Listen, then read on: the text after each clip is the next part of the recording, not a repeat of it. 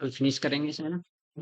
और जब नया टीचर आएगा तो काफी सारे ऊट पटांग क्वेश्चंस किया करते हैं ना, इधर से पूछ इधर से पूछ, ताकि उसे लगे हाँ यहाँ पे मेहनत करनी पड़ेगी यहाँ तो। लेकिन आप लोग प्रेशर से में रहते हो, है ना। प्रेशर में आपको नहीं रखना, प्रेशर को टीचर, प्रेशर में टीचर को लाया करते हैं, है ना। प्रेशर में लाते हैं टीचर को। देखो अच्छा, मुझे क्वेश्चन बताओ, छोटा सा क्वेश्चन है देखो। और कल जो क्वेश्चंस कराया था उस पे ही क्वेश्चन है आपका, आया हुआ क्वेश्चन है, और कब आया था ये क्वेश्चन आपका है बेटा 2019 का क्वेश्चन मैं देख रहा था एक। विच of the following had least conductivity in the aqueous solution. Question है बेटा, देखो फटाफट बताओ। विच of the following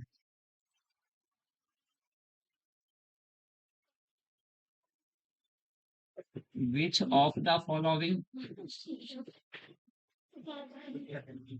has least conductivity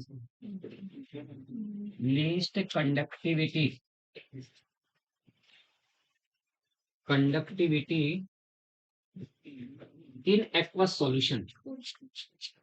इसका मतलब समझिए, बताइए मुझे क्या मतलब हुआ। इन aqueous solution which of the following has least conductivity in aqueous solution, यानी किस विलयन की जलीय विलयन में चालकता सबसे कम होगी। किस विलयन की जलीय विलयन में चालकता सबसे कम होगी। कंडक्टिविटी होती है आपकी चालकता। और ऑप्शन ए आपका है, 4 ऑप्शन है बेटा। पहला ऑप्शन आपका COCl3 into 4NH3। B option है बेटा आपका COCl3 into 3NH3। C option आपका COCl3 into 5NH3। D option आपका COCl3 इंटू 6NH3। ये 4 आपके पास कोबाल्ट के एमाइंस हैं। कल मैंने लिखवाया था, वर्नर्स थ्योरी लिखवाई थी, वर्नर्स थ्योरी का क्वेश्चन है। ये क्वेश्चन आया था 2018 में, और नीट का क्वेश्चन है।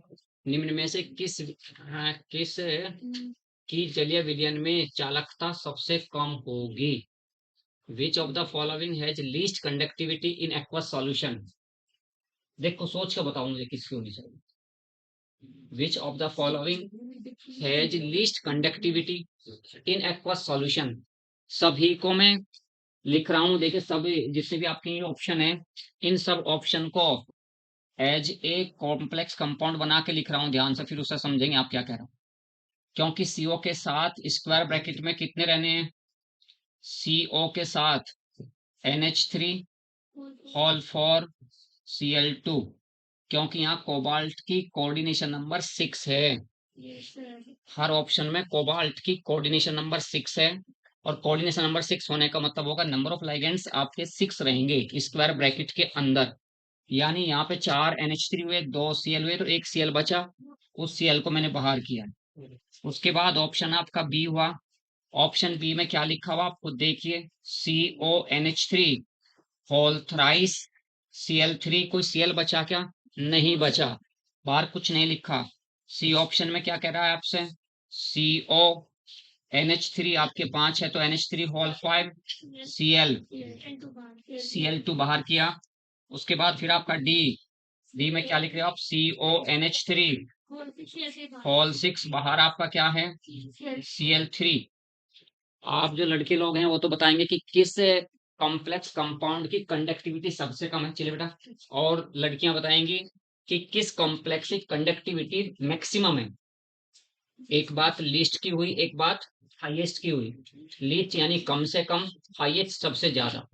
तो आप लोगों ने, लड़कियों ने बताना है कि किस कॉम्प्लेक्स कंपाउंड के एक्वस सॉल्यूशंस की चालकता मैक्सिमम होगी, हाईएस्ट होगी।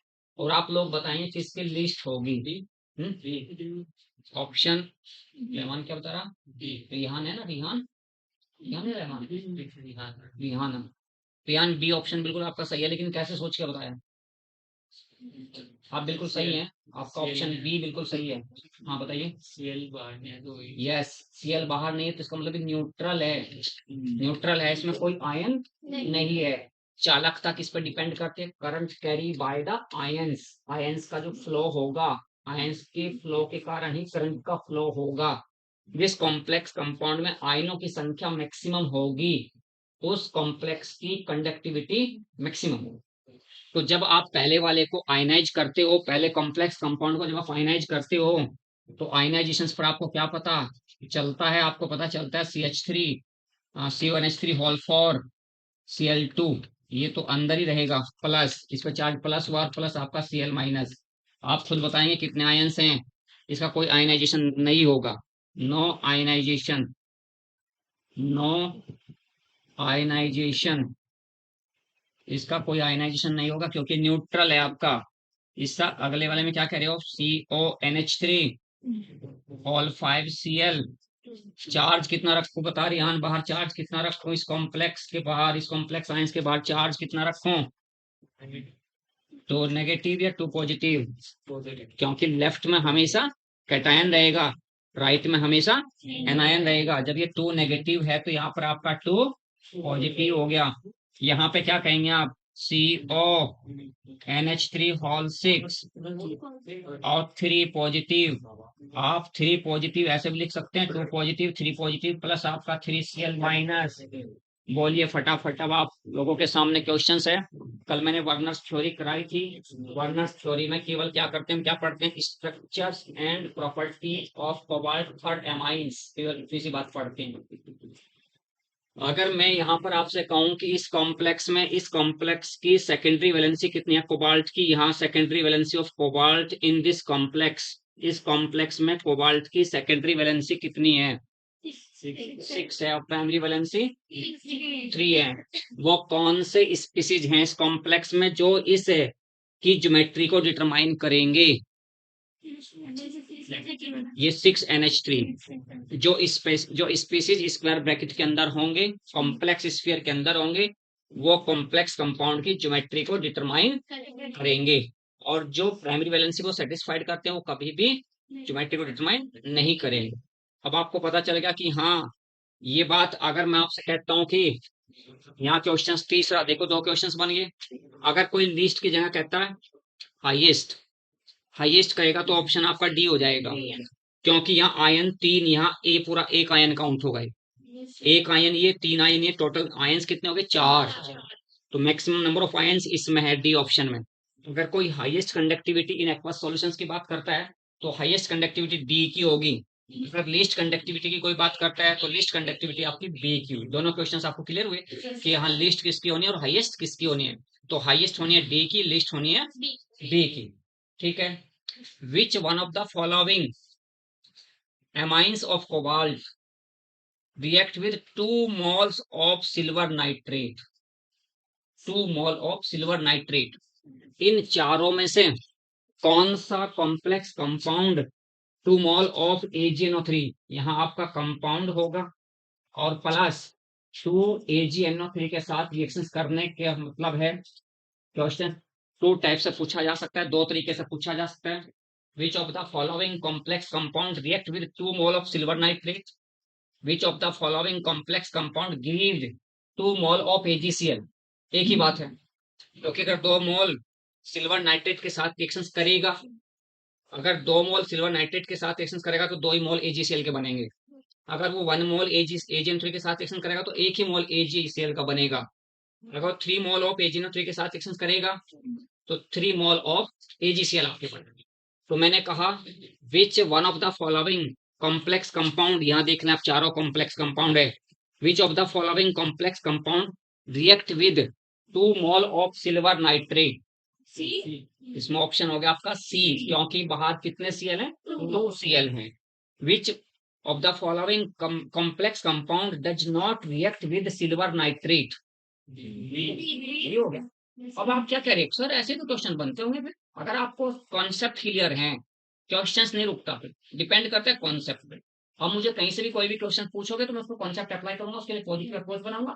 ऐसे नहीं कि आप मुझे सब कुछ रटा पड़ा, ऐसी कोई बात नहीं, सिर्फ कॉन्सेप्ट लगाऊंगा बस उसमें। तो ये आपको इतना सा पता चल गया, हाँ ठीक है सर, यहाँ से इसमें ये एजेंट के साथ रिएक्शंस नहीं करेगा। एक होता है क्वेश्चन पूछा गया है एक इफेक्टिव एटॉमिक नंबर, लिख लेंगे आप। अच्छा मुझे एक बेसिक सी बात बताओ, मैं आप सब लोग को भी बताऊं, what is difference in the CL of AgCl and NaCl। मेरे पास दो सीएल हैं, एक सीएल जुड़ा हुआ Ag के साथ है, एक सीएल जुड़ा हुआ Na के साथ। दोनों सीएल में क्या डिफरेंस है बेटा? What is the difference in the nature of CL in AgCl and NaCl? Na strong क्या है? गधा या घोड़ा क्या है स्ट्रॉन्ग? बताते हैं पूरा कि Na स्ट्रॉन्ग मेटल है। स्ट्रॉन्ग क्या है हमें तो नहीं पता स्ट्रॉन्ग क्या है।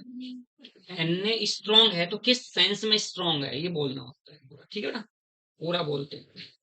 बताओ फिर आप लोगों को पार्टी में तरफ से मिलेगा अगर कोई बतावे कि हाँ NaCl और AgCl के सीएल में क्या डिफरेंस है। NaCl और AgCl के यानी नेचर में क्या डिफरेंस है दोनों के? दोनों की नेचर एक जैसी है या अलग अलग नेचर की? अलग अलग नेचर के। इसकी नेचर कैसी है?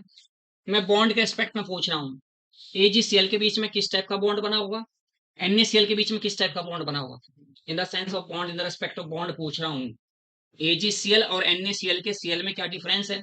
मैं कह रहा हूँ AgCl का Cl कोवलेंट नेचर का है। The Cl of the Cl with Ag is the nature of covalent nature. It is of ionic nature. कैसे पता चला है? ये कोवलेंट नेचर का Cl है, ये आयनिक नेचर का Cl है। मैं कह रहा हूं यहाँ Ag और Cl के बीच में कोवलेंट बॉन्ड बना है, यहाँ Na और Cl के बीच में आपका आयनिक बॉन्ड बना है। ये बहुत बेसिक सी बात थी। आप लोगों के पास था हेलो एल्केन, था हेलो एल्केन। अगर मैं AgCl के साथ रिएक्शंस करता हूं तो मेजर प्रोडक्ट हमारी जो बनती है वो NC बनती है, NC बनती है। अगर मैं यही रिएक्शंस KCN के साथ करता हूं तो मेजर प्रोडक्ट CH3CH2CN बनती है। तो ये दोनों कब बता सकता है कोई कि हाँ कब मेजर कब माइनर? वो तभी बता सकता है जब उसे पता हो कि Ag के साथ जो CN जुड़ा हुआ है वो कोवलेंट नेचर का है, और Na के साथ या Na के साथ जो CN जुड़ा हुआ है आयनिक नेचर का है, क्योंकि ये इसी से रिलेटेड है। AgCl का व्हाइट पीपीटी बनता है तो AgCl की नेचर कोवलेंट है, NaCl की नेचर कैसी है? आयनिक नेचर है। तो यहाँ चलो खैर इस बात को छोड़ें, आगे चलें। आप इफेक्टिव एटॉमिक नंबर, एक पॉइंट है आपका इफेक्टिव एटॉमिक नंबर। इसका भी क्वेश्चन आया हुआ है इफेक्टिव एटॉमिक नंबर का। लिखेंगे आप effective atomic number, effective atomic number बेटा। इफेक्टिव एटॉमिक नंबर को ब्रैकेट में EAN से पढ़ते हैं बस, ये EAN effective atomic number. EAN को कैलकुलेट करने का जो फॉर्मूला है Z minus X plus N into Y है, ये फॉर्मूला है आपका। इस फॉर्मूले से कैलकुलेट करते हैं effective atomic number is equal to Z minus X plus N into Y. Z जो आपका है इसमें Z is equal to atomic number of metal, Z is equal to atomic number, atomic number of metal है, जो complex compound में जो metal होगी इसका एटॉमिक नंबर है। और X जो है ऑक्सीडेशन स्टेट ऑफ मेटल है बेटा, oxidation state of metal.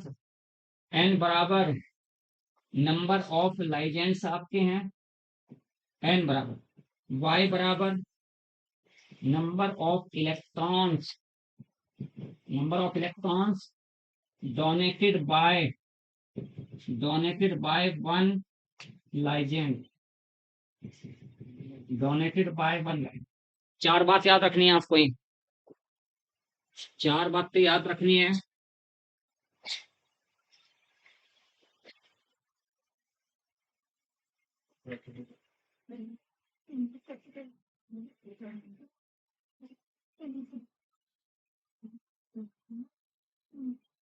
Questions में आप लोगों के सामने जो पूछा हुआ क्वेश्चन है वही लिख रहा हूँ बेटा।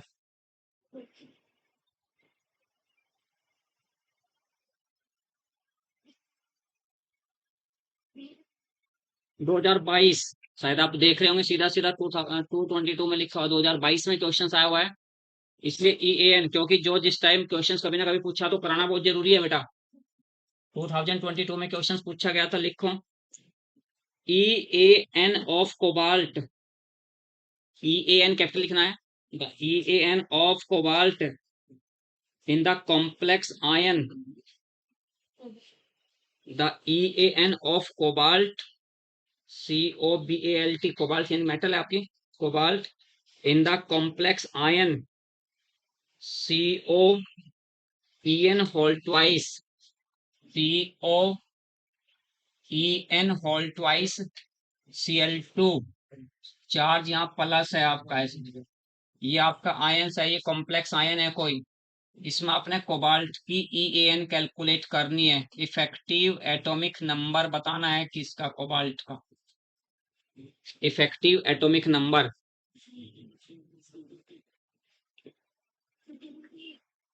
27 कोबाल्ट का एटॉमिक नंबर होता है 27, 27 कोबाल्ट का एटॉमिक नंबर कितना है 27 हुआ। तो जेड ऑफ CO, तो चलो जेड के लिए यहाँ पे जेड आप बताएंगे तो आपका 27, एक्स आप लोग खुद बताएंगे भाई, कल मैंने सिखाई थी आप लोगों से कैलकुलेट करनी, रियान कल बताया था बेटा ऑक्सीडेशन नंबर निकालना, तो इसमें यहाँ ऑक्सीडेशन स्टेट बताओ कोबाल्ट की इस कॉम्प्लेक्स आयन में कितनी है, बताओ फटाफट बताओ, आप बताओ।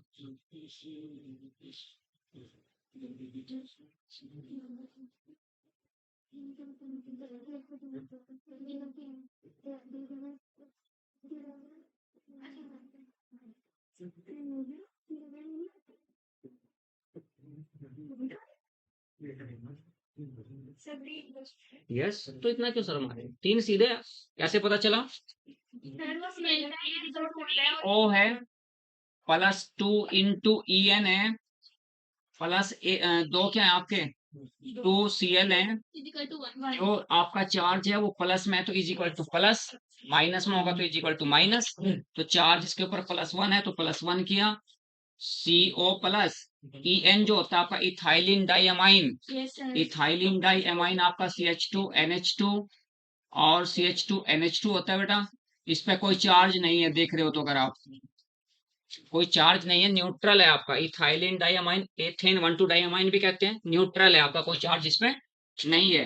तो 2 into 0 +2 into -1 is equal to +1, -2 उधर जाके क्या हो जाएगा +2 हो गया, तो कोबाल्ट की ऑक्सीजन स्टेट कितनी हुई यहाँ पर 3 हुई, तो यहाँ क्या लिखा है एक्स बराबर आपने क्या लिखा 3, नंबर ऑफ लाइगेंड्स कितने हैं बताओ 4, 2 + 2 है, तो 2 तो आपके EN है और 2 आपके Cl है, टोटल 4, और यहाँ पर ये देखो कि Y की वैल्यू क्या होगी, Y की वैल्यू बतानी है, Y जो है नंबर ऑफ इलेक्ट्रॉन्स है जो डोनेटेड किए गए हैं एक किसी लाइगेंड्स के द्वारा, ठीक है, तो कितने इलेक्ट्रॉन डोनेट कर रहा है यहाँ पर ये एक, और एक आपका देखो यहाँ पर डोनेट कितने किए गए एक लाइगेंड्स के द्वारा 2 पेयर, तो कितने हो गए यहाँ पर, यानी टोटल इलेक्ट्रॉन्स एक कितने दे रहा है 4 दे रहा है, 2 कितने दे देंगे आपके भाई, ये कितने आपके EN कितने हैं 2 EN है, एक अगर इलेक्ट्रॉन्स 2 कर रहा है तो 2 कितने करेंगे है ना, क्योंकि एक आपके कितने इलेक्ट्रॉन डोनेट कर रहा है, इलेक्ट्रॉन्स देखो कितने डोनेट कर रहा है, ये 4 इलेक्ट्रॉन्स है बेटा, कितने इलेक्ट्रॉन्स हैं 4 इलेक्ट्रॉन्स हैं, तो एक 4 दे रहा तो 2 कितने देंगे 8, और यहाँ Cl कितने इलेक्ट्रॉन डोनेट करेगा, Cl के पास ये नेगेटिव पूरा पेयर है, एक पेयर पूरा दे, तो यहाँ इलेक्ट्रॉन्स कितने डोनेट किए गए 2 इलेक्ट्रॉन्स, यानी 2 एक दे रहा तो 2 दूसरा दे रहा, तो कितने हो गए टोटल 4, और वहां कितने हुए थे 8 और 4 कितने हो गए बेटा 12 आपके, Y बराबर कितना हुआ आपका, पेयर कितने हुए, लेकिन अब पेयर कितने हुए यहाँ पर, यहाँ 4 पेयर हुए, 2 और 2 4 प्लस 2 पेयर यहाँ हुए, कितने बने आपके 6 पेयर, यानी 6 कोऑर्डिनेट बॉन्ड बने, याद रखना बस ये, इलेक्ट्रॉन से पता करना कितने पेयर डोनेट कर रहा है, यानी लाइगेंड्स आपके कितने थे, लाइगेंड्स आपके थे 4, और डोनेट करने वाले इलेक्ट्रॉन्स आपके कितने हो गए, ध्यान से देखें कितने डोनेट कर रहा है, बोलो फटाफट। एक दो कर रहा तो यहाँ चार, मैंने यहाँ चार पेयर लिखना है, इलेक्ट्रॉन्स की जगह क्या रख रहा हूँ, चार पेयर। चार पेयर ये कर रहा है प्लस दो पेयर ये कर रहा है, कितना हो गया, छह हो गया। ठीक है, देखो फटाफट कैलकुलेट करो, वैल्यू पुट करो और फटाफट बताओ। दोबारा समझाऊं, ध्यान दोबारा समझाऊं एक बार है? नहीं इतना ज्यादा कहाँ जाएगा, इतना ज्यादा ऑप्शन में लिखो फटाफट। मैं दोबारा समझा रहा हूँ, एक बार एक एग्जांपल से और समझा रहा हूँ बेटा। हाँ लिखो, ऑप्शन में जो कोबाल्ट की इफेक्टिव एटॉमिक नंबर लिखनी है, A option 27, A option 27, B option 36, C option 33 और डी ऑप्शन 35। ऑप्शन कितना आया, 35। तो सब देखो एक क्वेश्चन और देखो दूसरा बेटा, 35 आना है इसका, ये 2023 का क्वेश्चन है अगले वाला। The effective atomic number of C R, the EAN of CR, EAN of CR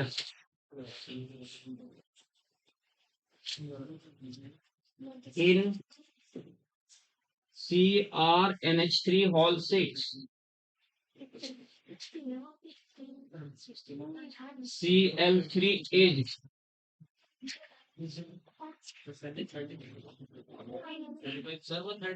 yes आ रहा हूँ मैं भी, ऐसा मैंने अभी स्किप नहीं किया, पर इधर से क्वेश्चंस उधर जा रहा हूँ, ठीक है। ध्यान ऐसी बात नहीं है, क्वेश्चंस पूरा जब समझ में आएगा तब अगले क्वेश्चन पे बढ़ूंगा बेटा मैं, ठीक है। देखो ध्यान से, यहाँ ये मैंने सिंपल लिया है एग्जांपल, इसलिए क्या लिया मैंने, सिंपल एग्जांपल लिया है, इससे थोड़ा सा कॉम्प्लिकेटेड हुआ उधर। पहले इसे पढ़ो, ये 2023 वाला है, पहले इसे पढ़ें, इसे पढ़ने के बाद फिर आपको वो उस वाले को बता रहा हूँ, ध्यान से देखते हैं इधर। EAN बराबर Z-X plus N into Y. Z कितना होता है बताओ, क्रोमियम का एटॉमिक नंबर कौन बताएगा, क्रोमियम का एटॉमिक नंबर बताओ, 24। ऑक्सीडेशन नंबर बताओ ध्यान कितनी होगी, नंबर ऑफ लाइगेंड्स आपके कितने हैं यहाँ, एक लाइगेंड्स के द्वारा कितने इलेक्ट्रॉन्स दिए गए, वही तो दिए गए, एक लाइगेंड्स कितने इलेक्ट्रॉन्स दे रहा है, वाई है वो, 2 इलेक्ट्रॉन्स दे रहा है एक लाइगेंड्स, और टोटल कितने हुए आपके, 6 हुए। तो यहाँ क्या कह रहे हो आप,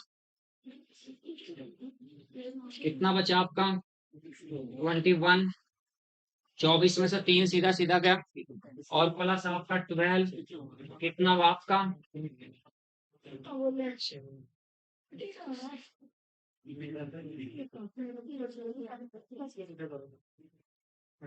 अब इधर आ जाओ, अब इधर आ जाओ, अभी मैंने वैल्यू नहीं पुट करी ना, ठीक है। उधर आपकी समझ में आ गया 33 कैसे आया, इसीलिए मैंने क्वेश्चन एग्जांपल इसलिए ये दिया मैंने, इसीलिए इसीलिए मैंने वो एग्जांपल लिया है। देखो 35 कैसे आ रहा है, EAN बराबर Z-X plus N into Y, ठीक है। देखिए ध्यान से यहाँ आप सब लोग, ये CO है, CO के साथ में टोटल आपके कोऑर्डिनेट बॉन्ड कितने बनने हैं, ध्यान से देखें, बना रहा हूं मैं यहाँ पर,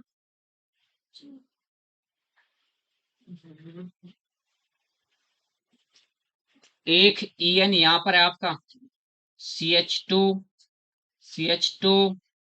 NH2, N के पास पेयर ऑफ इलेक्ट्रॉन है, ये आपका NH2, N के पास पेयर ऑफ इलेक्ट्रॉन्स है, NH2 N के पास पेयर ऑफ इलेक्ट्रॉन्स है, एक CH2 ये, एक CH2 ये, N के पास पेयर ऑफ इलेक्ट्रॉन्स है, ये पेयर ऑफ इलेक्ट्रॉन्स यहाँ इसके पास कितने, इसको मैं पूरे को क्या लिख रहा हूँ, पूरे को लिख रहा हूँ EN, इसको पूरे को यहाँ क्या लिख रहा हूँ, क्योंकि बॉन्ड आपका यहाँ से सीधा सीधा इसके पास जाएगा, CH2 NH2, N का पेयर ऑफ इलेक्ट्रॉन्स यहाँ पे कोऑर्डिनेट ये बना रहा, कोऑर्डिनेट बॉन्ड ये बना रहा, कोऑर्डिनेट बॉन्ड ये बनाएगा, कोऑर्डिनेट बॉन्ड ये बनाएगा, कोऑर्डिनेट एक Cl यहाँ लिखा, एक Cl आपने यहाँ लिखा, ठीक है। अब इसने कितने, यानी ये कितने आपके इलेक्ट्रॉन्स, एक लाइगेंड्स कितने इलेक्ट्रॉन्स दे रहा है? तो टोटल लाइगेंड्स कितने दिए, बताओ कितने?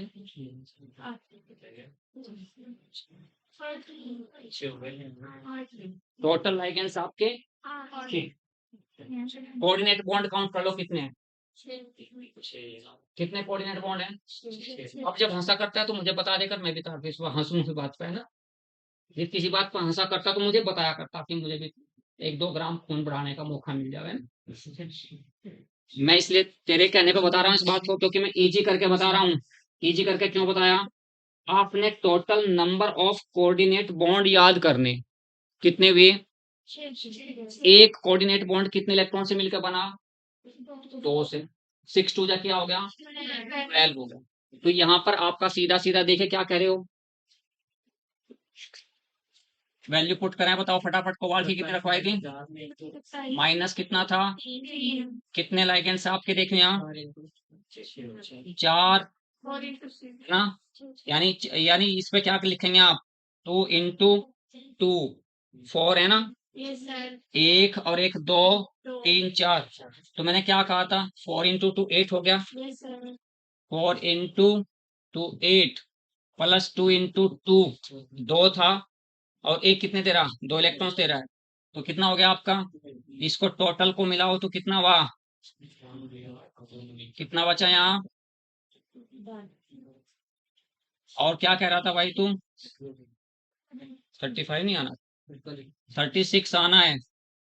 48 कहाँ हो गया? 4 2 6 2 1 3, 48 कहाँ हो रहा है? 36, 35 भी था, 36 था। सीधी सी बात है, याद रखें कितने कोऑर्डिनेट बॉन्ड हैं उनके जस्ट डबल करने हैं। जितने कोऑर्डिनेट बॉन्ड है उसके जस्ट डबल करने, ध्यान समझ गया ना।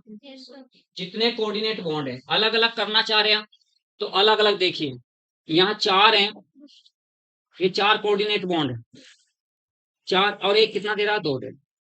अगर यहाँ इन ई एन को ध्यान से देखो क्या करेंगे, क्योंकि ये जब कई बार प्रैक्टिस करते हैं तब आप लोगों को आता है सीधा सीधा Z minus X plus N into Y. तो मैं क्या लिखूंगा यहाँ? 27 माइनस 3 प्लस 2 है। ई एन कितने हैं आपके पास? 2 हैं, तो 2 इंटू 4 लिखूंगा, 2 इंटू 4 लिखूं, क्योंकि यहाँ क्यों 2 इंटू 4 लिखा? 1 2 3 4 है, 4 जगह देने वाले हैं और एक कितने दे रहा है? 2 इलेक्ट्रॉन दे रहा है। यानी एक जगह 2 इलेक्ट्रॉन्स मिले केवल आपने, लेकिन देने वाले कितनी जगह हैं? 4 जगह हैं। देने वाले 4 जगह हैं और एक कितने दे रहा है? 2 दे रहा है। 4 इंटू क्या लिखा? 2 लिखा, प्लस फिर सीधा सीधा क्या लिखा मैंने? 2 Cl है और एक कितने इलेक्ट्रॉन देने वाला है? 2 इंटू 2 लिखा। समझ गए? जितने, और ट्रिक क्या है, जितने कोऑर्डिनेट बॉन्ड बने, जितने कोऑर्डिनेट बॉन्ड बने उनका जस्ट डबल कर लीजिए, उनका जस्ट डबल कर लीजिए। जितने कोऑर्डिनेट बॉन्ड बने उनका डबल करना है। सर हाँ सर यहाँ पे वाइट पेन तो आएंगे। किसकी बेटा? दोनों की अलग अलग करके लिखिए, दोनों की अलग अलग करके लिखिए। सर फिर आपने प्लस किया, फिर मल्टीप्लाई। एक बार लिखा मैंने, ये पहले वाली वैल्यू लिखी ई एन के लिए बेटा। ई एन कितने हैं? 2 है। और फिर दूसरी वैल्यू किसके लिए लिखी बेटा? C N. तो ई एन कितने, मैंने क्या कहा, ई एन कितने बॉन्ड बना रहा है, और एक बॉन्ड कितने इलेक्ट्रॉन से मिलकर बना? 2 से। 4 इंटू क्या कहा मैंने? 4 इंटू 2 कर दिया मैंने। यहाँ कितने Cl के साथ कितने कोऑर्डिनेट बॉन्ड बने? 2। एक बॉन्ड कितने इलेक्ट्रॉन से मिलकर बना? तो क्या कहूंगा मैं? 2 इंटू 2। तो मैंने दोनों के लिए अलग अलग करके बताया। हाँ इलेक्ट्रॉन, मैंने क्या कहा, एक लाइगेंड्स कितने इलेक्ट्रॉन्स दे रहा है? 2 दे रहा। तो मैंने क्या लिखा है? नंबर ऑफ इलेक्ट्रॉन्स लिखे 2 यहाँ, या एन इंटू आई है। कितने कोऑर्डिनेट बॉन्ड बने? 4। एक कोऑर्डिनेट बॉन्ड कितने इलेक्ट्रॉन से मिलकर बना? तो वही तो बात कर रहा हूँ, वही तो बात कह रहा हूँ। मैंने दोनों को अलग अलग करके लिखा, ई एन का अलग करके लिखा और Cl का अलग करके लिखा है ना। चलो अगला क्वेश्चन करो एक, तब मुझे समझ आएगा कि आप लोगों की समझ में आया कि नहीं। Yes sir.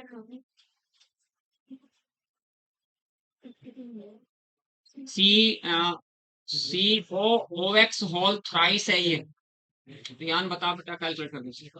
3 पॉजिटिव आयन है ये, इसमें CO की बतानी है effective atomic number, EAN of CO। बताओ फटाफट कितनी हो। ये OX है क्या, ये मुझे पहले यही बताओ, OX है क्या, है ना।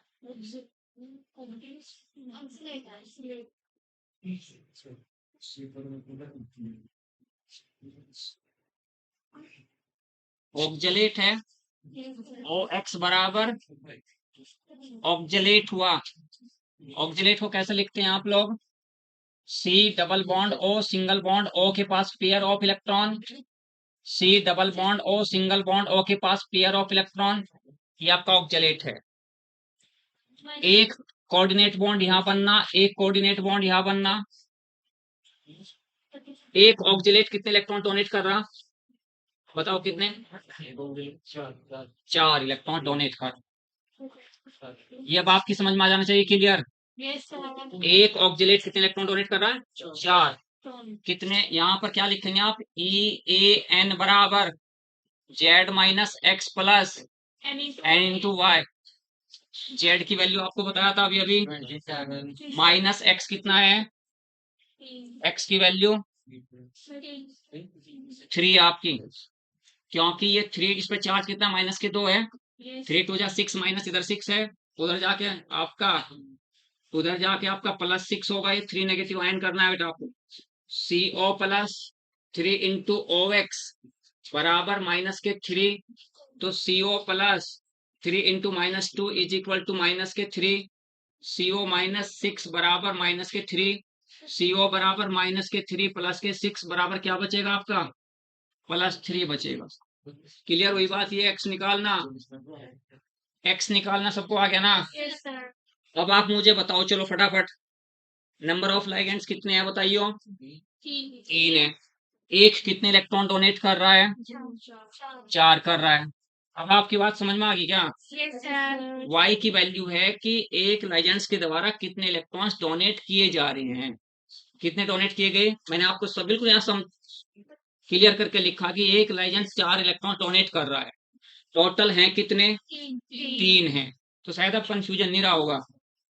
क्लियर हो गया बेटा, बताओ दोबारा, मेरे को किसी और एक एग्जांपल से बताऊं फिर मैं, समझ आ गया ना। तो एक कितने इलेक्ट्रॉन्स डोनेट करेगा ये पता करना है, और टोटल हैं कितने ये पता करना। अगर दो अलग अलग टाइप्स के हों, जैसे मैंने अभी अभी दोनों को अलग अलग करके लिखा, फिर वो अलग अलग करके लिख लेते हैं।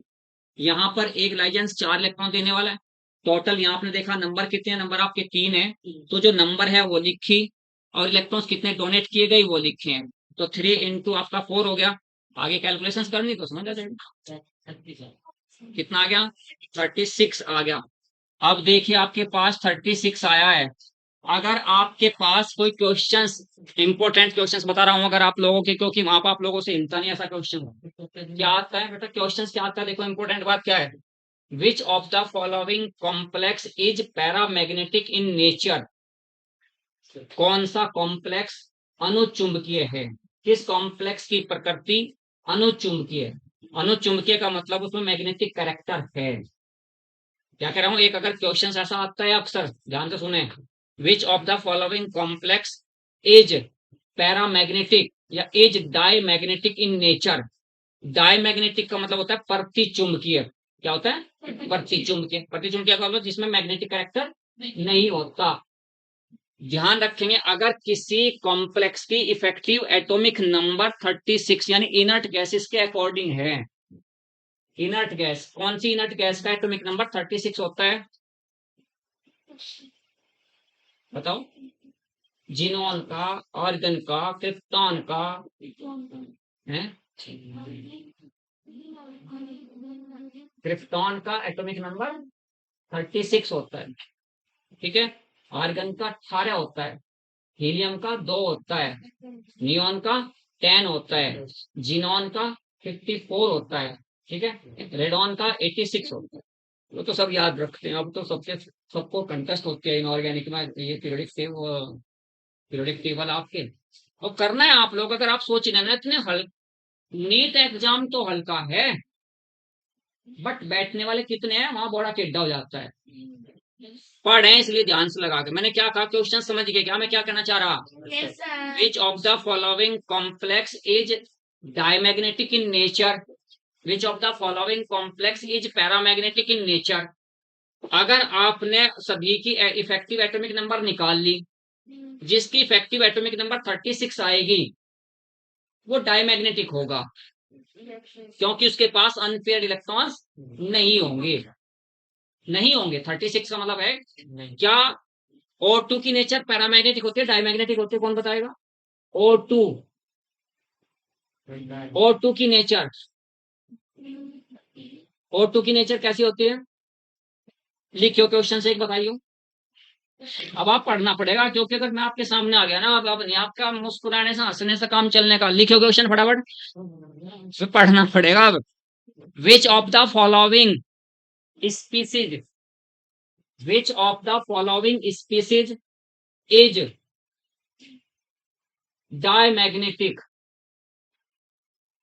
which of the following species is diamagnetic, which of the following species is diamagnetic? Option A N2 positive, option B O2 negative, option C O2 2 positive, option D O2 positive। चार स्पीसीज मैंने आप लोगों के सामने लिखे हैं, ध्यान से देखो मैं क्या पूछना चाह रहा। मैं पूछना चाह रहा हूं इनमें से कौन सा आपका डायमैग्नेटिक है, इनमें से कौन सा डायमैग्नेटिक है। और एक क्वेश्चन अक्सर हर बार ऐसा आता है, which of the following species is diamagnetic in nature. Diamagnetic का मतलब क्या होगा? इसमें मैग्नेटिक कैरेक्टर नहीं होगा। डायमैग्नेटिक के ब्रैकेट में आप लोग लिखेंगे बेटा प्रति चुंबकीय, और प्रति चुंबकीय का मतलब जो चुंबक का जो मैग्नेट का विरोध कर रहा है, प्रति उसे बोलते हैं, जो उसके खिलाफ है, अगेंस्ट है, उसे प्रति कहते हैं। तो अगेंस्ट का मतलब ही प्रति होता है। तो बताओ इसमें कौन सा होगा? दो बात बता रहा मैं, दोनों में से एक क्वेश्चन आप लोगों के पास पक्का मिलेगा, लिख लिया करो घर जाके डायरी में कि क्या कहा था सर ने आज। एक तो कहा किसी कॉम्प्लेक्स के बारे में पूछ सकता है कि विच of the following complex is paramagnetic और डायमैग्नेटिक इन नेचर। उसके लिए कैसे आइडेंटिफाई करेंगे? EAN से, इफेक्टिव एटॉमिक नंबर। अगर effective atomic number inert gas के अकॉर्डिंग आती है तो वो आपका डायमैग्नेटिक होगा। अगर इनर्ट गैस के अकॉर्डिंग नहीं आते तो आपका पैरामैग्नेटिक होगा। अगर बाई चांस आपने इफेक्टिव एटॉमिक नंबर यहां से अभी निकाला था 33 आया ये, अगर कोई मुझे पूछता है कि ये क्या होगा तो मैं कहूंगा दिस इज द पैरामैग्नेटिक। अगर कोई मुझे पूछता है इसमें कितने अनपेयर्ड इलेक्ट्रॉन्स है तो 36 माइनस 33 कितने अनपेयर्ड इलेक्ट्रॉन्स हुए? 3 अनपेयर्ड इलेक्ट्रॉन्स हुए इसके अंदर। तो 36 यानी 36 करने के लिए 3 की कमी है, तो इतने इसके पास अनपेयर्ड इलेक्ट्रॉन्स है। तो विच of the following complex contain maximum number of unpaired electron. देख लेंगे चारों में। तो एक बात को जब पढ़ते हैं तो उसका एक पॉइंट नहीं पढ़ते, कई सारी बातें पढ़ते हैं। हाँ इससे क्या पूछा जा सकता है, इससे रिलेटेड क्या पूछा जा सकता है, क्या पूछा जा सकता है। तो आपसे कहा अगर कॉम्प्लेक्स का केस आएगा तो इफेक्टिव एटॉमिक नंबर अप्लाई करेंगे, अप्लाई कर करके देखेंगे जब आपको सीट्स मिलेंगी सारी। एकदम नहीं मिलेगी। मैंने कहा था, मैंने 4 लेक्चर पूरा करने के बाद कहा था मैंने 50 क्वेश्चन मैं आप लोगों को दूंगा। 50 के बाद क्वेश्चन नहीं आएगा, मैंने कल यही तो वादा किया था। ये नहीं कहा था कि मैं आज दूंगा आप लोगों को। मैंने ये कहा था कि पूरे 4 लेक्चर के बाद मैं आपको 50 क्वेश्चन इस चैप्टर के दूंगा और उससे बाहर क्वेश्चन नहीं आएगा। लेकिन उन क्वेश्चन को करोगे कैसे जब ये क्वेश्चन आप सब आप पढ़ लेंगे? बताओ किसने पढ़ रखा है एज पर थ्योरी? इसका ऑप्शन कैसे पता चला? हाँ कि क्या डायमैग्नेटिक होते हैं उसमें पेयर्ड इलेक्ट्रॉन्स होते हैं, सारे पेयर्ड होते हैं? ठीक है, तो इसमें सी ऑप्शन है जिसमें पेयर्ड इलेक्ट्रॉन्स है, बाकी सब में अनपेयर्ड प्रेजेंट है। इसमें भी अनपेयर्ड हैं, यस सर। इसमें भी अनपेयर्ड हैं, इसमें भी अनपेयर्ड हैं, इसमें भी, इसमें नहीं है। तो विद इन 10 सेकेंड कैसे पता चला आपको? अगर मैं यहां से चलो इसे हटा के 2 नेगेटिव कर देता हूं और यहाँ 2 पॉजिटिव कर देता हूँ, या 2 चलो अब इसको मैं ऐसे यहाँ कर देता हूँ, तो इसमें और इसमें फिर क्या कंफ्यूजन हो गया, या पता एकदम बता दोगे कि हाँ सर इसमें नहीं है ऐसे? सर प्रेजेंट है पेयर्ड इलेक्ट्रॉन्स, इसमें इसमें पेयर्ड है सारे, इसमें अनपेयर्ड है कोई। ये इसमें भी पेयर्ड है। इसमें भी सारे पेयर्ड हैं। अब ऑप्शन कितने हो गए? तो ये भी और ये भी, यस यस ये भी और ये भी डायमैग्नेटिक हुआ। अगर बाय चांस और इधर उधर से मैं कुछ लिखना चाहूँ, फिर अगर मैं कहूँ कि इसको Li2 plus Li2 Li2 minus को स्टेबिलिटी के इंक्रीजिंग ऑर्डर में अरेंज करें। आपका यूपी बोर्ड है, सीबीएसई बोर्ड है? CBS yes. बता फटाफट फिर, सीबीएसई कौन सा स्कूल है? सरस्वती विहार। सरस्वती। अब देख, मैं तुझे फिर ऐसा एक कॉन्सेप्ट दूंगा कि सबको बताते फिरेंगे आप लोग, सबको बताएंगे और क्वेश्चंस उसका आएगा। क्वेश्चंस आएगा तो कैसे आएगा, वो सारा करना है क्वेश्चन। लिखो फटाफट क्या बता रहा हूँ और फिर अप्लाई करो उधर, उधर अप्लाई करें बेटा। इसलिए मैंने कहा कि जैसा मान लीजिए अगर हम अब पढ़ने के बाद 1.5 घंटा 2 घंटा, क्योंकि ये तो सोचना ही नहीं आपने कि मैं 1.5 घंटे के लिए यहाँ आ रहा हूँ। 2 घंटा पढ़ो ना आप, जम के 2 घंटा पढ़ो, 1.5 घंटा तो पढ़ना ही नहीं।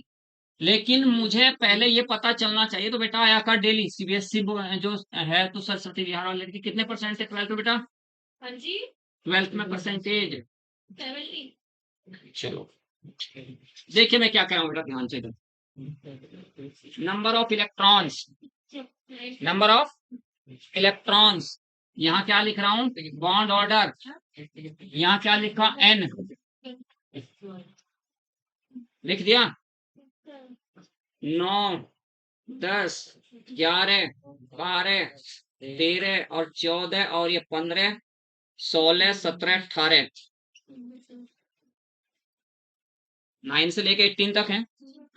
मैंने क्या लिखा, 14 जो एटॉमिक नंबर होता है किसका होता है? N2 का। अगर करते हैं तो N2 के पास टोटल इलेक्ट्रॉन्स कितने हैं? 7 2 जा 14 है। और N के बीच में ट्रिपल बॉन्ड है, बॉन्ड ऑर्डर N का कितना हो गया,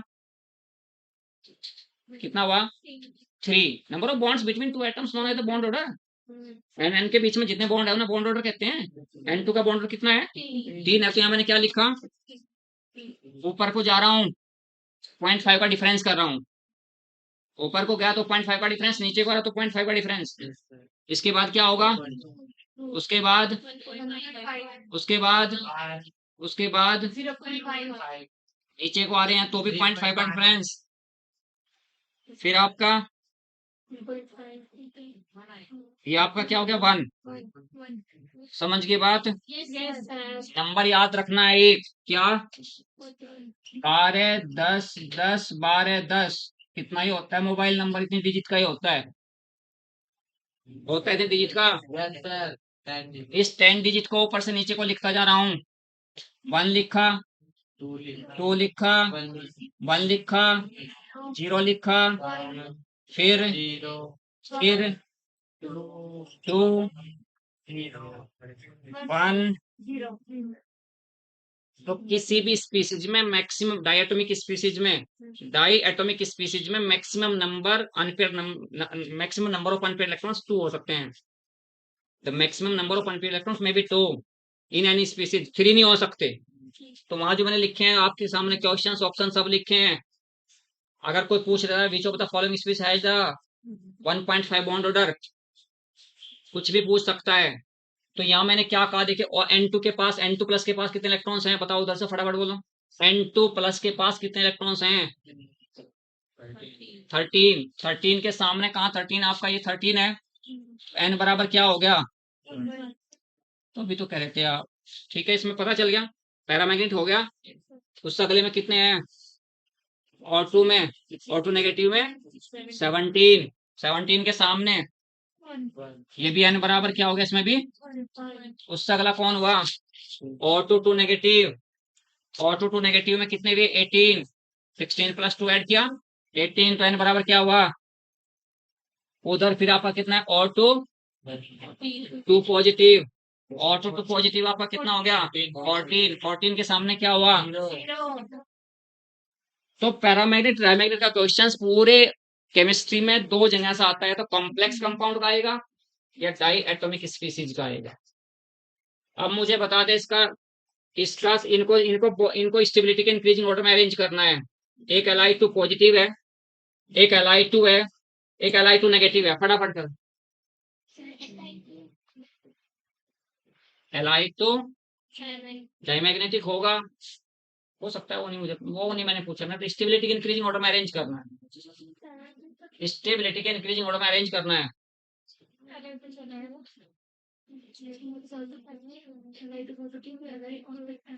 पढ़ा था क्या ये कॉन्सेप्ट आपने, थर्ड से लेकर 18 तक का, ये नहीं, ये वाली कंडीशन।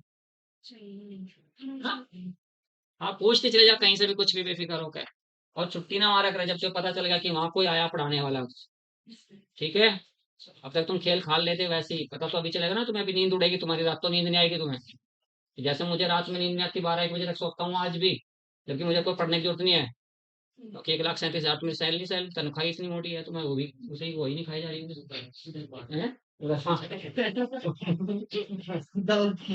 तुम्हें दे देंगे, सही बात है, मैं पढ़ो ये सब, मैं तो खड़ा हूँ तुम्हारे लोगों के साथ पढ़े। फिर सच क्यों विश्वास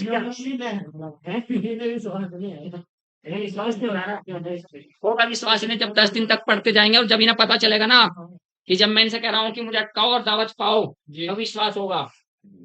विश्वास तब होगा जब इन्हें पता चलेगा, अभी कहाँ पता चलता है, 1-2 दिन में तो पता ही नहीं चलता कौन क्या है ना। चले फटाफट आगे चले अपने मुद्दे पर, हमें पॉइंट देखो ध्यान से, 2 बात मैंने बताई, दोनों में से एक क्वेश्चन जरूर, क्लियर बेटा, 2 पॉइंट आपसे बता दिए, कोई भी क्वेश्चन पुट अप करता है एकदम से आप देख के बता देंगे, क्योंकि हमारे पास वहां 20 सेकंड्स में क्वेश्चन करना होता है। ये कॉन्सेप्ट माइंड में सेट कर लेंगे, इस कॉन्सेप्ट को माइंड में सेट करो, माइंड में सेट करते आपको पता चल जाएगा कौन सा डायमैग्नेटिक है कौन सा पैरामैग्नेटिक है। एक क्वेश्चन पक्का इस पर आता है बिल्कुल हर बार, ठीक है। और उधर कॉम्प्लेक्स का मैंने बता दिया, जब वीबीटी पढ़ेंगे तो वीबीटी से हमें पता चल जाता है कौन पैरामैग्नेटिक है कौन डायमैग्नेटिक है। वीपीटी या सीएफटी के बाहर तुम्हारा क्वेश्चन नहीं आता नीट में, उसके बाहर क्वेश्चन नहीं होते। चलो अगले टॉपिक पर चलें फटाफट।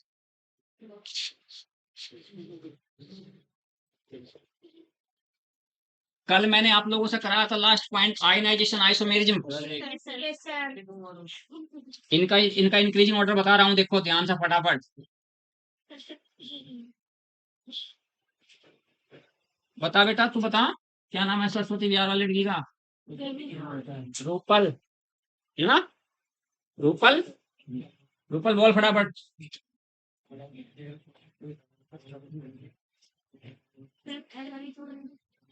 इनको स्टेबिलिटी के इंक्रीजिंग ऑर्डर में अरेंज करना है,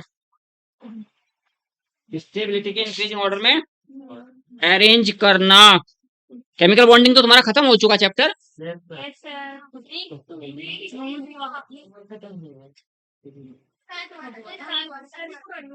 नहीं मैंने नहीं, जो दूसरा टीचर कोई पढ़ा रहा है, अभी कंप्लीट नहीं हुआ। चलो जब कंप्लीट हो जाएगा उसके क्वेश्चन पूछ लेंगे, उसका टेस्ट लेंगे, बताइए फिर आप लोग। चले नेक्स्ट लिखना, अच्छा कल अपने टॉपिक को फटाफट बेटा, आयनाइजेशन आइसोमेरिज्म क्लियर समझ में आ गई सबके। नेक्स्ट टॉपिक है दूसरा आपका hydrate isomerism, hydrate isomerism, hydrate isomerism, बोलो क्या होता है बेटा हाइड्रेट आइसोमेरिज्म किसे कहते हैं, कब एराइज होती है। Which of the following is not an hydrate isomer, question से शुरुआत करता हूं, विच ऑफ द फॉलोइंग, ध्यान से देखो बेटा मैं क्या कहना चाहूं, which of the following is not hydrate is not act as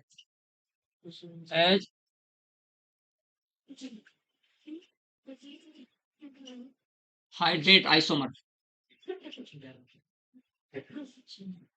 कौन सा हाइड्रेट आइसोमर्स की तरह व्यवहार नहीं करता। A option COH2O whole 6, H2O whole 6, Cl3, COH2O whole 4, Cl2, Cl into 2H2O, C option COH2O whole thrice, Cl3 into 3H2O, D option CO H2O whole 5 Cl2 into H2O hydrate isomers. देखो ध्यान से पढ़ो side में क्या कहना चाह रहा हूँ। क्वेश्चंस आप लोगों के सामने, फिर आंसर आप लोगों ने बताना है। हाइड्रेट कहते हैं वाटर को, H2O molecules known as the hydrate. जब भी कभी आपके सामने हाइड्रेट की बात आती है तो हाइड्रेट किसे कहते हैं? वाटर मॉलिक्यूल्स को हाइड्रेट कहते हैं। हाइड्रेट आइसोमर्स होते क्या है, देखिए ध्यान से आप। This type of isomerism arise when H2O molecules of complex sphere exchange with the anions of ionization sphere। Cr के रिस्पेक्ट में ले रहा हूं अब मैं, वहां मैंने CO लिखा है, यहां मैं Cr से समझा रहा हूं। CrH2O होल 6, ये Cl3 है, इसका हाइड्रेट आइसोमर्स कह रहा हूं। देखिए कब क्या कह रहा हूं मैं, H2O को यानी आयनाइजेशन स्फीयर में तो है Cl, कल बताया था आप लोगों से। इसको क्या कहते हैं आप? Complex sphere. कॉम्प्लेक्स स्फीयर कह रहे हो, इसे क्या कहते हो आप इधर बाहर वाले को? Ionization sphere. आपका क्या कह रहा हूं मैं, कब एराइज होती है ये आइसोमेरिज्म? ये आइसोमेरिज्म तब एराइज होती है जब कॉम्प्लेक्स स्फीयर का वाटर मॉलिक्यूल आयनाइजेशन स्फीयर्स के एनायन के साथ एक्सचेंज होता है। This type of isomerism arises when H2O molecule of complex sphere exchange with the anion of ionization sphere। अब एक्सचेंज करने का मतलब क्या हुआ कि यहां से आयनाइजेशन स्फीयर का एनायन अंदर जाएगा और अंदर से वाटर मॉलिक्यूल बाहर आएगा। तो यहाँ पर आपका हुआ CrH2O होल 5 बचा, Cl अंदर गया तो यहाँ पर आपका हो गया 2 Cl बाहर, 1 H2O बाहर आ गया। इसका ये हाइड्रेट आइसोमर है, क्योंकि यहाँ H2O का और Cl का आपस में आपने क्या किया? एक्सचेंज किया है। तो इसके एक्सचेंज पर जो आइसोमर्स बनेगा उसे हाइड्रेट आइसोमर कहेंगे। उसके बाद फिर इसका हाइड्रेट आइसोमर क्या होगा, यहाँ H2O आपने बाहर करना है और एक Cl आपने अंदर करना। CrH2O फॉर Cl2, यहाँ Cl इंटू 2H2O। ठीक है, अब मैं इस Cl को यहां कर रहा हूं और ये बाहर कर। CrH2O 3 Cl3 into 3H2O। मैंने अभी अभी क्या कहा कि यह हाइड्रेट आइसोमर नहीं है। क्यों नहीं है? ये हाइड्रेट आइसोमर नहीं है। वही हाइड्रेट आइसोमर हो सकता है जिसमें आयनाइजेशन स्फीयर में एनायन और कॉम्प्लेक्स स्फीयर में वाटर मॉलिक्यूल हो। कंडीशन है आयनाइजेशन स्फीयर में एनायन और कॉम्प्लेक्स स्फीयर में वाटर मॉलिक्यूल का होना जरूरी है। मैंने क्या कहा, वही आपका हाइड्रेट आइसोमर, वही कॉम्प्लेक्स आपका हाइड्रेट आइसोमर हो सकता है जिस कॉम्प्लेक्स में आयनाइजेशन स्फीयर में एनायन और कॉम्प्लेक्स स्फीयर में वाटर मॉलिक्यूल। बट यहाँ कॉम्प्लेक्स स्फीयर में H2O तो है।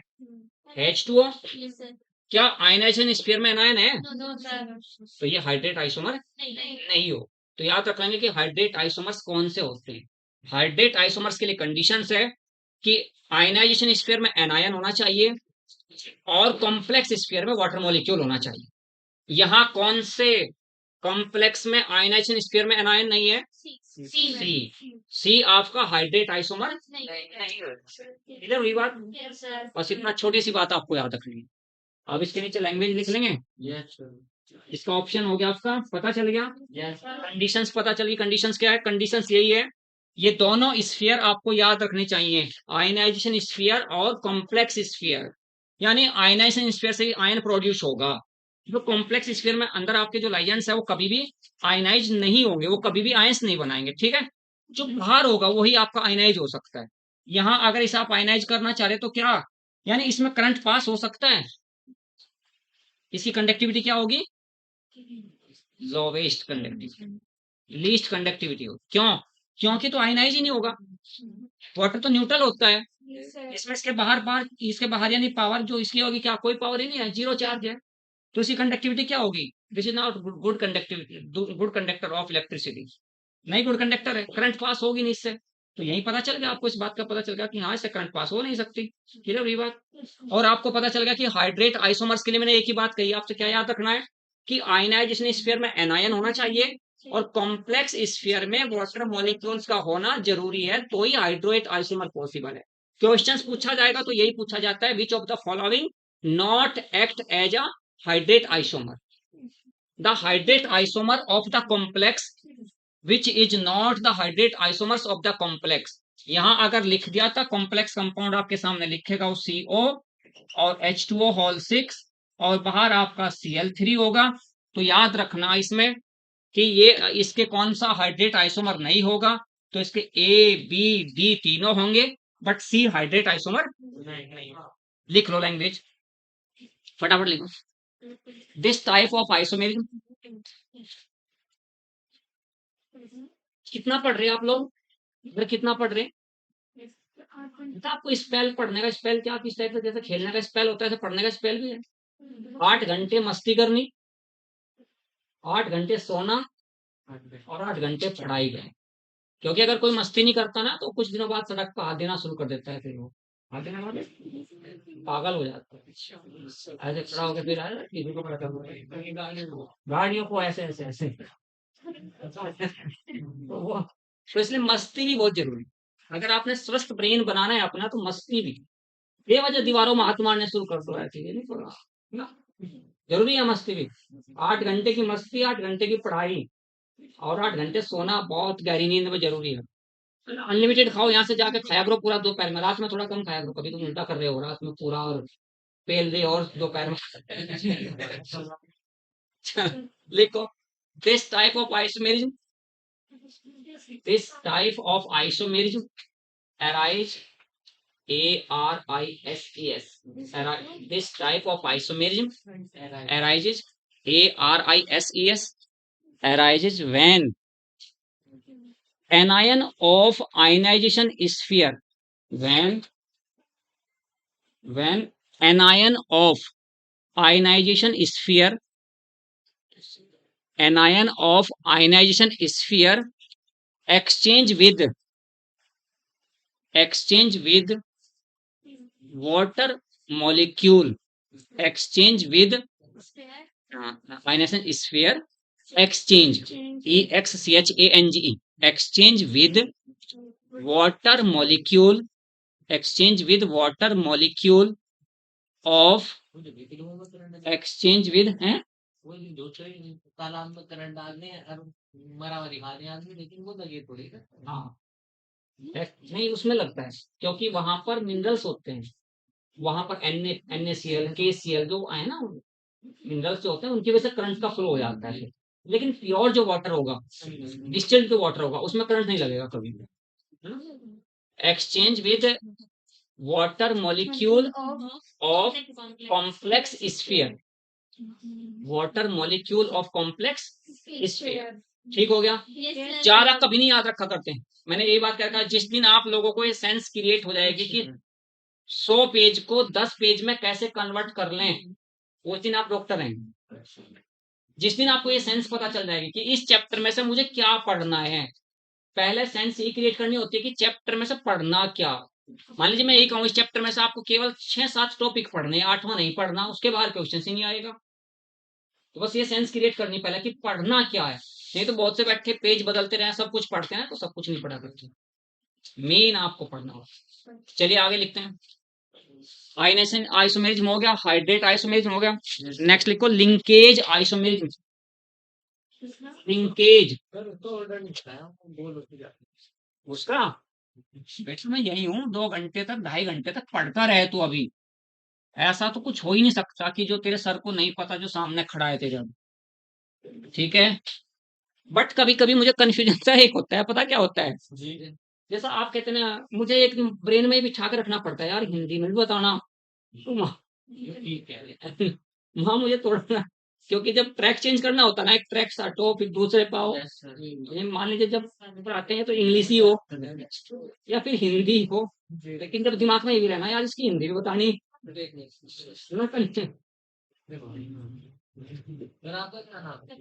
मेरा नाम है बेटा डॉक्टर मगन चौधरी।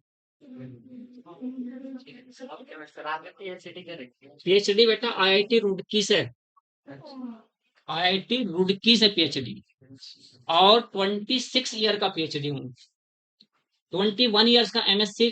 जब कभी जैन कॉलेज में जाने का मौका मिले तो वहां सबसे ऊपर नाम लिखा हुआ 2001 एमएससी टॉपर, ना एमएससी टॉपर। तो और मैं आप लोगों को पढ़ाने के लिए क्यों तैयार हुआ पता, सुनो क्यों आया हूँ, क्योंकि मैं भी कभी ऐसा ही हुआ करता था। मैं भी एक गांव से बिलोंग करने वाला आदमी और ऐसा ही हुआ करता था जैसे आप लोग सब हैं। तो मुझे ऐसे बच्चों को पढ़ाने में और उन्हें कामयाब कराने में इंटरेस्ट आता है। नहीं तो ऐसे ऐसे आते हैं सर, जब आभास गुप्ता मेरे पास पढ़ता था, घनश्याम गुप्ता का बेटा, फीस उस पर 2 बार क्या 3 बार मंगा लिया करते थे। वो कभी नहीं कहता था सर अभी तो मैंने फीस जमा करी थी, 2,000 रुपये दिया करता था उस टाइम पे, 2012-13 में। यार आभास तेरी फीस ही नहीं आई, और हमारी याद नहीं रहती थी। तुषार मित्तल, संजीव मित्तल तो बड़ा है यार, टॉप का नाम है, चेक करना तुषार मित्तल। तुषार मित्तल ने जो भी शादी की ना, उसे वो की किससे, जो ये अफ्रीकन होती हैं, अफ्रीकन एश्वेत से। तो मैंने उससे कहा, मगर तुषार क्या बात कोई इंडियन नहीं रही थी क्या यार तूने क्या? तो बोला मुझे क्या कहता है, सर शकल सूरत मत देखो, गुण देखो गुण। मैं चुप मैं भी चुप हो गया आगे से। भाई मैंने बड़ा, क्योंकि बड़ा सुंदर लड़का है और बिल्कुल मैंने कहा मगर तुषार ये क्या है? नहीं सर ऐसा मत सोचो, मुझे पता आपके दिमाग में क्या चल रहा है, बट ऐसा कुछ ना सोचो आप। तो वही 14 साल हो चुके पढ़ाते पढ़ाते, पूरे 14 ईयर हो चुके।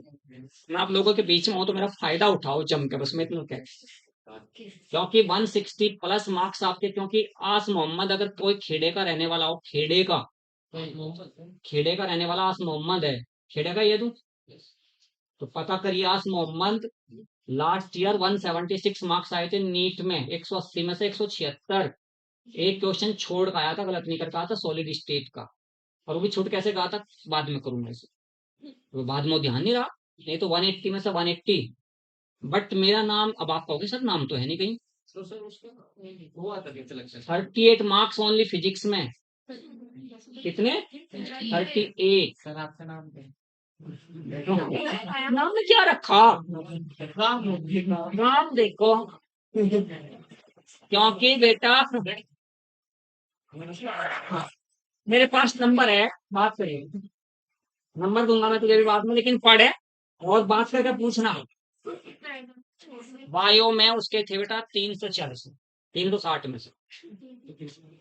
उसे जो उसका सपना है वो तो कहीं केजीएमयू से नीचे बात ही नहीं करता।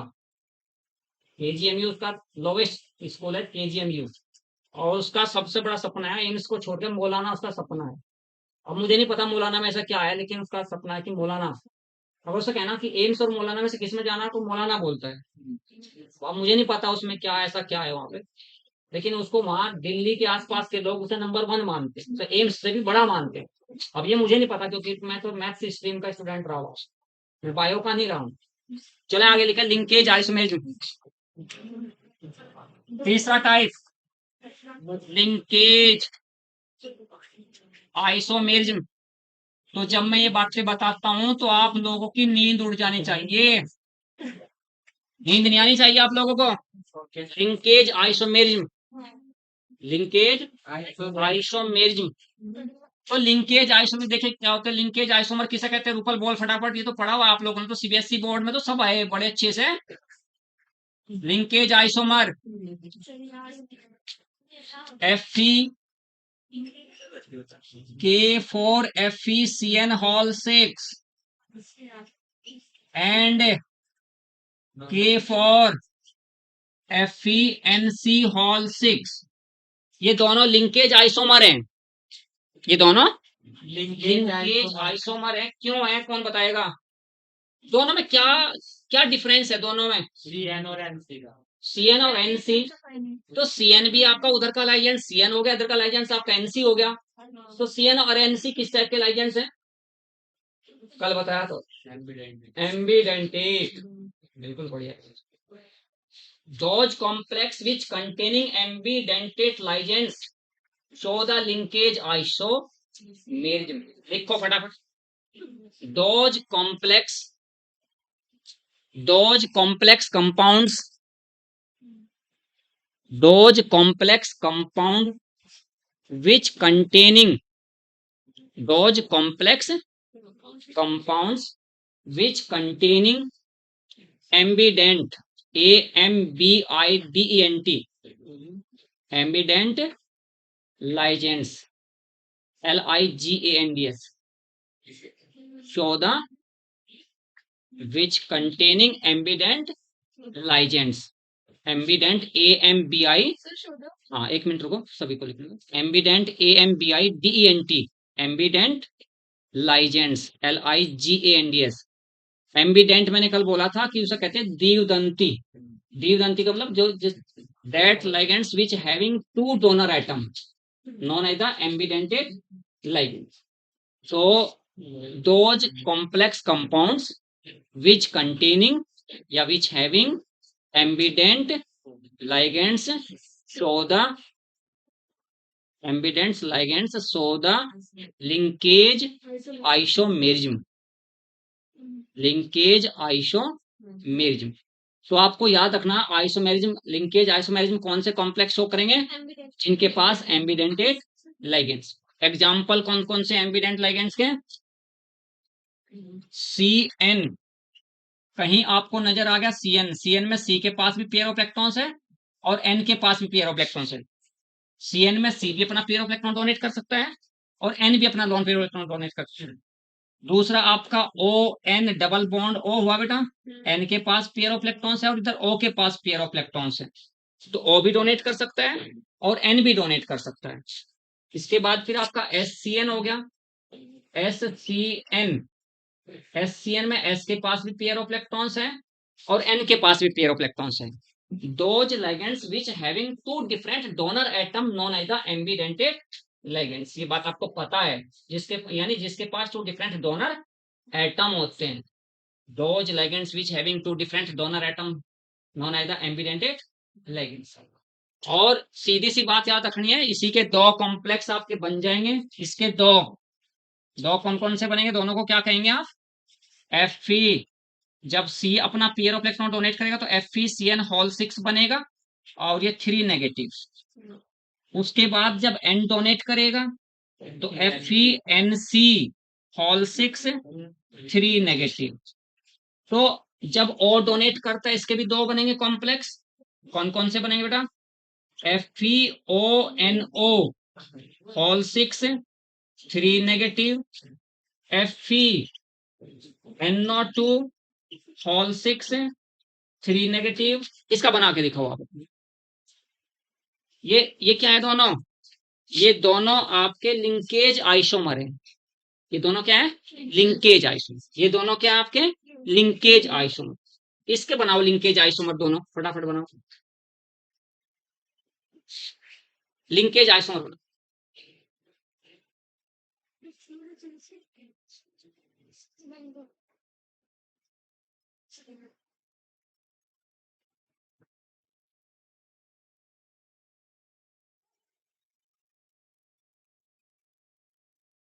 बनाओ फटाफट। कल तो नहीं, कल नहीं आ पाए थे ना, लेकिन आया था। कल भी मेरा लेक्चर है तो छोड़िए, ठीक है। और बेटा आप भी नहीं थे कल, है ना, आप भी नहीं आए थे कल। अच्छा कल, अच्छा उधर बैठते हैं। तो आज बना दिया, क्या बनाया, बोल बोल फटाफट। FE क्या बना,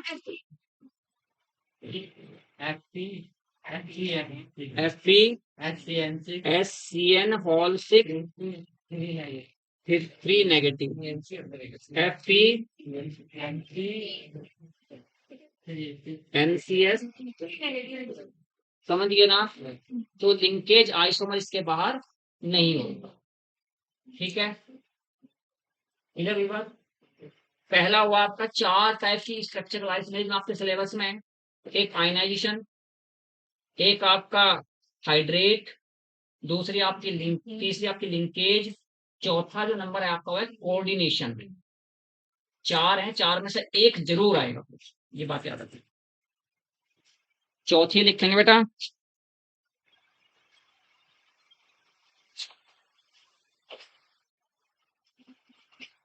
कब एराइज यानी किन कॉम्प्लेक्स कंपाउंड्स में होगी है।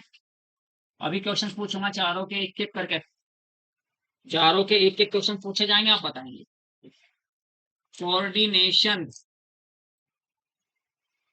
Coordination isomerism. जिस दिन आपको 3 घंटे ये लगेगा ना कि अभी तो क्लास शुरू हुई थी, इतने में 3 घंटे भी हो गए, उस दिन आप अपने आप को डॉक्टर सोचे, थोड़ा थोड़ा सा सोचे, हाँ डॉक्टर बनने की राह पे हो आप। अगर आपको लगे ना जब 1 1.5 घंटा, अरे सर बस बहुत हो गया, तो इसका मतलब आप टाइम पास करने के आ रहे हैं।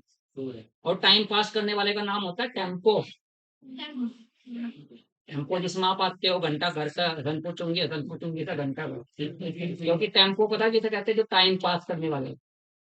इनका कोई मोटो नहीं है, उन्हें घंटा घर से हसनपुर जाना है, हसनपुर से फिर कहीं बेट अड्डे जाना है, बस उन्हें ये टाइम पास करना है। तो टेम्पो नहीं बनना आप लोगों को, टाइम पास करने वाला नहीं बनना, कुछ करना है।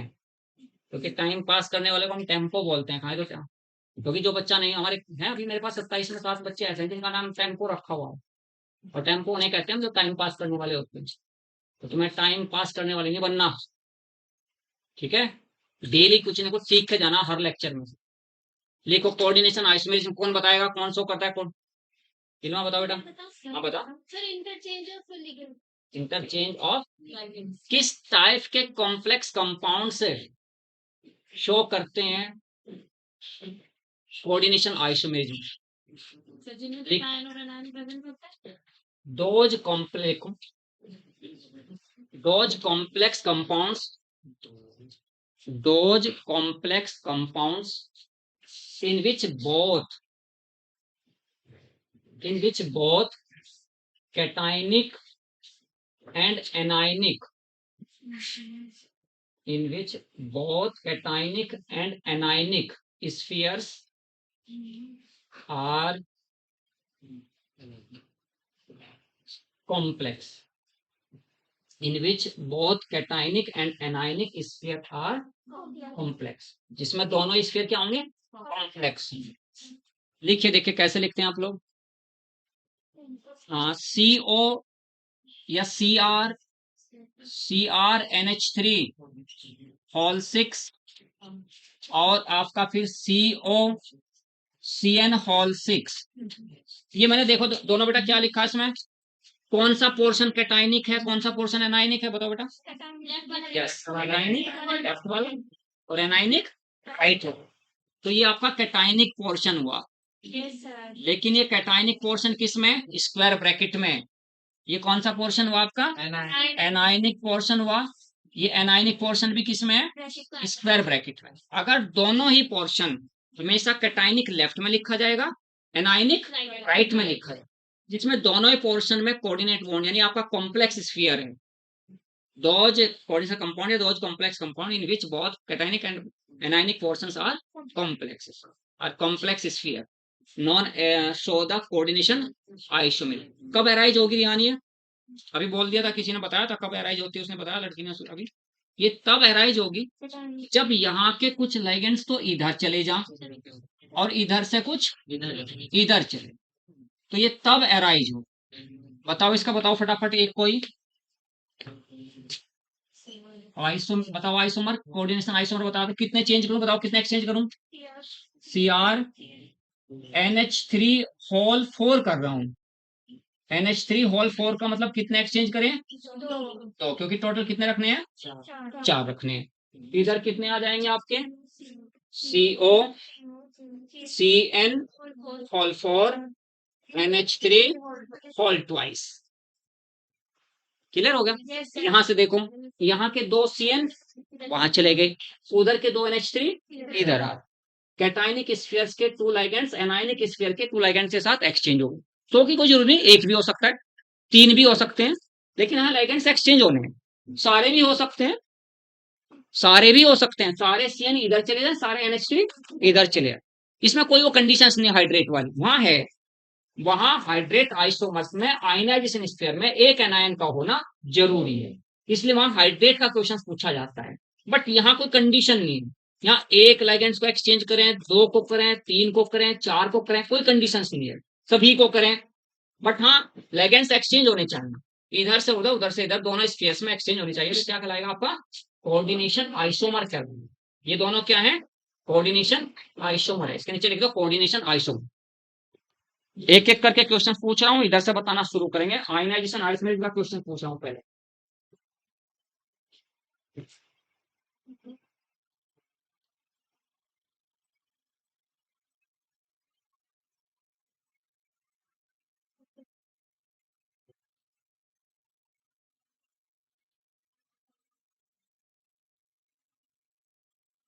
पहले तो मुझे इसका नाम बताओ लिख के। हाँ, कोऑर्डिनेशन कंपाउंड्स में मैं एक एक करके पूछता जा रहा हूँ। रफली लिखा करो, जहां नोट्स लिखते हो ना उससे अलग लिखा करो बेटा इस बात को।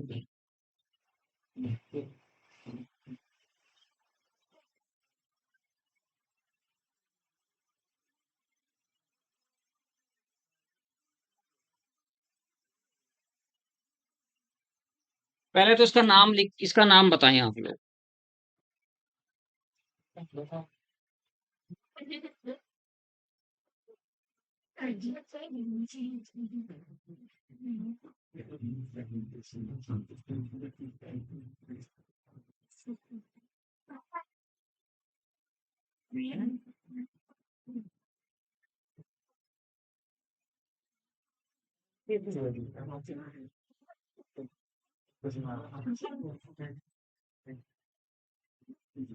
इसका आईपीसी नाम लिखो, और ये किस टाइप की आइसोमेरिज्म शो कर सकता है ये बताओ।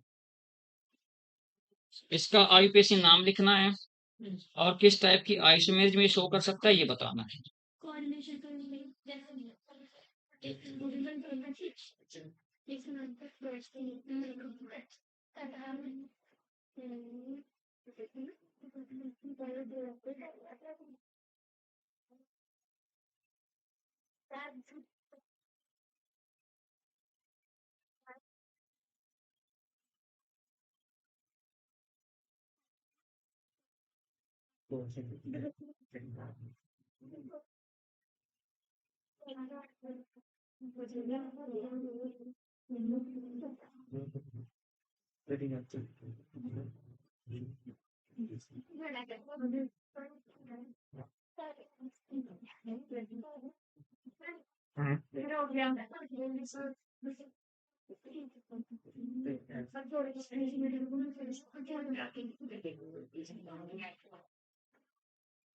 नाम बोलो बेटा।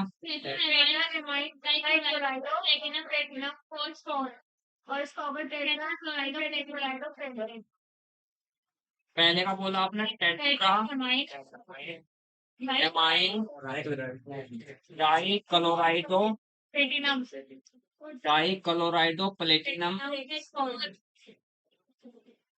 प्लेटिनम और टेट्रा क्लोराइडो प्लेटिनेट साइट। ठीक है। Which of the following complex, which of the following complex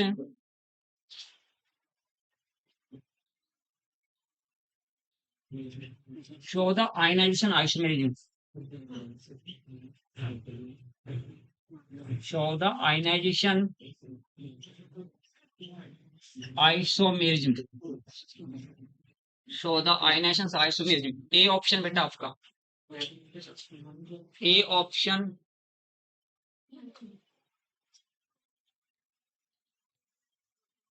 CrH2O whole for Cl2 Br. B option CrH2O whole for NH3 whole twice Cl3. C option Cr NH3 whole 6 Cl3, D option PTNH3 all 6 PTCl4। ये चार option आप लोगों के सामने बेटा। चारों में से कौन सा ऑप्शन आपका आयनाइजेशन आइसोमेरिक शो करेगा? Ionization B. ऑप्शन आपका बी। ये कह रहा, मैं नहीं कह रहा हूँ।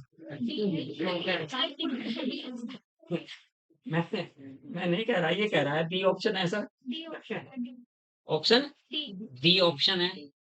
डी ऑप्शन में अभी अभी लिखा बेटा कोऑर्डिनेशन आइसोमेरिज्म, जिसमें दोनों ब्रैकेट स्क्वायर ब्रैकेट हों। कौन सी शो करेगा? कोऑर्डिनेशन। बट मैंने पूछी कौन सी? आयनाइजेशन। ऑप्शन इसका ए ऑप्शन। क्यों ए है ये बताना आप लोगों को। ऑप्शन ए है, बट ए क्यों है? अच्छा सी, अच्छा बी क्यों नहीं है? बी क्यों नहीं है? क्योंकि वही कॉम्प्लेक्स आयनाइजेशन आइसोमेर शो करेगा जिस कॉम्प्लेक्स में दोनों स्फीयर में एनायन प्रेजेंट है। दोनों स्फीयर में एनायन प्रेजेंट हो। यहाँ कॉम्प्लेक्स स्फीयर में एनायन नहीं है। यहाँ कॉम्प्लेक्स स्फीयर में एनायन नहीं है। ये तो खैर दोनों स्क्वायर ब्रैकेट का मतलब तो कोऑर्डिनेशन आइसोमेर शो करेगा, इसका तो मतलब ही नहीं।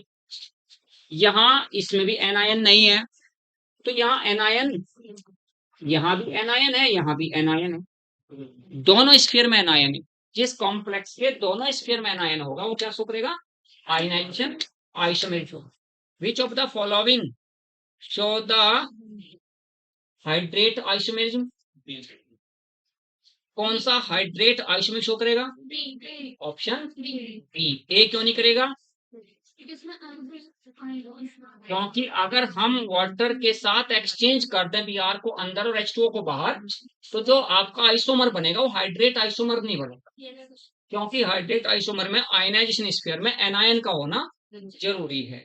तो आपका ए हाइड्रेट आइसोमर नहीं हुआ। हाइड्रेट आइसोमर कौन हुआ आपका? बी हुआ। Coordinate isomer D. क्या इनमें से कोई सा लिंकेज आइसोमर शो करेगा?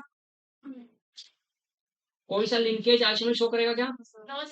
कोई भी नहीं करेगा, क्योंकि किसी भी कॉम्प्लेक्स में एम्बिडेंट बैलेंस नहीं है। ठीक है, तो स्ट्रक्चर आइसोमर क्लियर होगी बात। अगर कोई क्वेश्चन आपसे टेस्ट में 2 दिसंबर में जैसा टेस्ट होगा आपका, क्लियर कर लेंगे। उससे पहले मैं आपको सीट्स दे दूंगा सारी, फिर 2 दिसंबर में टेस्ट। आगे लिखो स्टीरियो आइसोमेरिज्म। आगे लिखो फटाफट स्टीरियो आइसो। अच्छा लिख ले फटाफट लिख।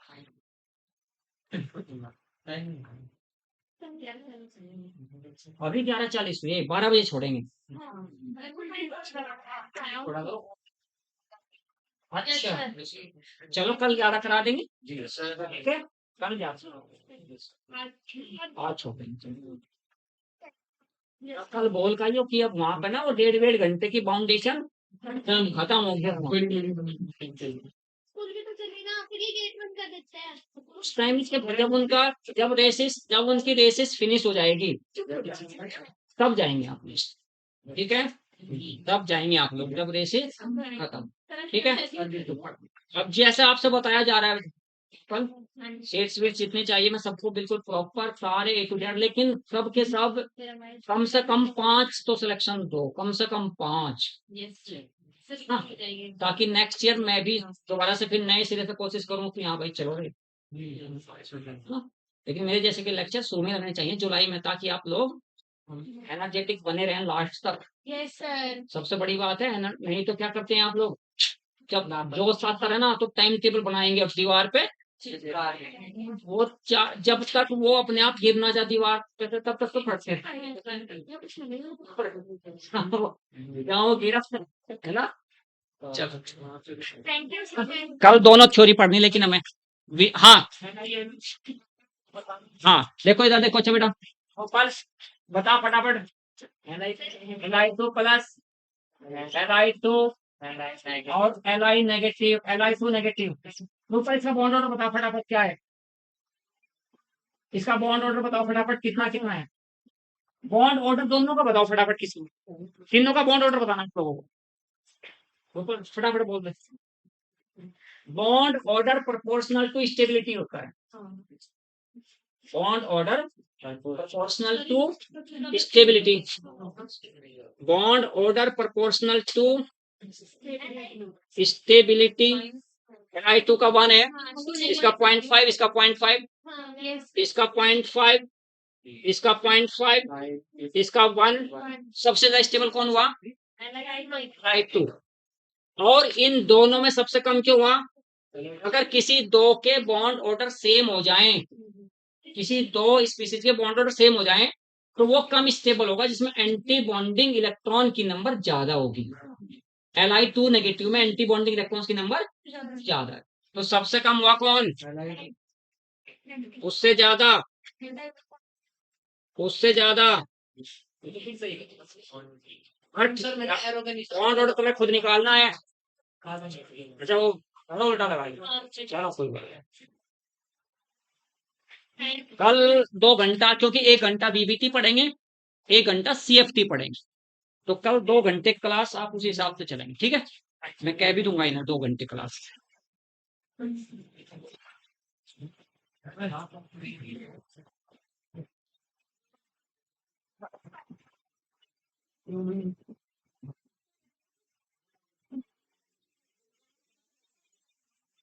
अच्छा